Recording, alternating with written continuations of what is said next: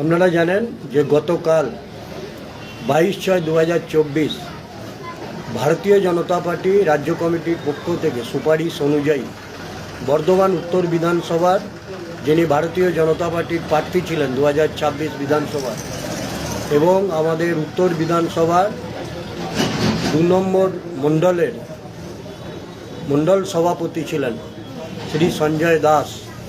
সঞ্জয় দাসকে দল বিরোধী কাজ, হুমকি, ভীতি প্রদর্শন সহ দলীয় যে শৃঙ্খলা, সেই শৃঙ্খলা ভঙ্গের অভিযোগে পার্টি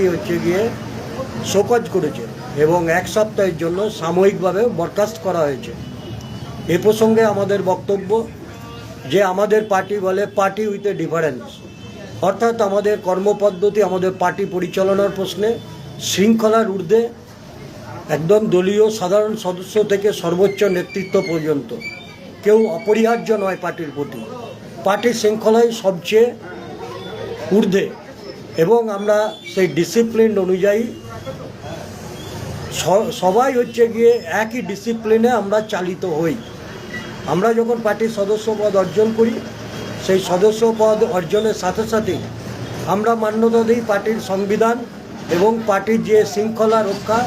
দায়িত্ব পার্টির সদস্যের উপর বর্তায়। তাই পার্টি যে সিদ্ধান্ত নিয়েছে সেই সিদ্ধান্ত আমাদের সকলকে মান্যতা দিতে হবে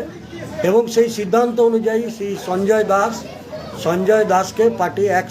এক সপ্তাহের মধ্যে উত্তর দিতে বলেছে এবং এই সময়কালে যতক্ষণ না তিনি উত্তর দিচ্ছেন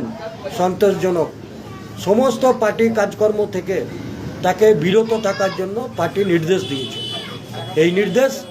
পার্টির মাননীয় রাজ্য সভাপতি শ্রী শ্রমিক ভট্টাচার্য মহাশয়ের আদেশ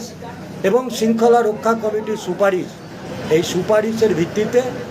যে চার্জ সঞ্জয় দাসের উপর নেওয়া হয়েছে, হুমকি, তোলাবাজি, নির্বাচন পরবর্তী সময়ে সন্ত্রাস এবং মানুষকে সন্ত্রস্ত করা, এই সমস্ত অভিযোগ এবং এই অভিযোগ থেকে তাকে যথাযথ উত্তর যদি তিনি দিতে না পারেন তাহলে আগামী দিনে পার্টি নির্দিষ্ট নিয়মনীতি অনুযায়ী, পার্টির শৃঙ্খলা অনুযায়ী এবং পার্টির সংবিধান অনুযায়ী সমস্ত ক্ষেত্রে পার্টি ব্যবস্থা নিতে বদ্ধপরিকর।